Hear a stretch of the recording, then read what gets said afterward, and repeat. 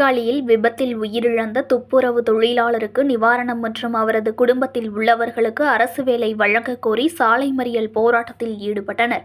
மயிலாடுதுறை மாவட்டம் சீர்காழி தாலுகா கோபாலசமுத்திரம் ஊராட்சி புத்தூர் கிராமத்தில் சிதம்பரத்திலிருந்து நாகை நோக்கி அதிவேகமாக சென்ற அரசு பேருந்து மோதிய விபத்தில் சாலையை கடக்க முயன்ற தில்லை விடங்கன் கிராமத்தைச் சேர்ந்த கொத்தனார் சங்கர் மற்றும் சாலையோரம் தூய்மை பணி செய்து கொண்டிருந்த ஊராட்சி தூய்மை பணியாளர் சரண்யா ஆகிய இருவரும் பரிதாபமாக உயிரிழந்தனர். இதுகுறித்து ஆனைக்காரன்சத்திரம் போலீசார் வழக்கு பதிந்து அரசு பேருந்து ஓட்டுநர் பாக்கியராஜ் கைது செய்து விசாரணை மேற்கொண்டுள்ளனர்.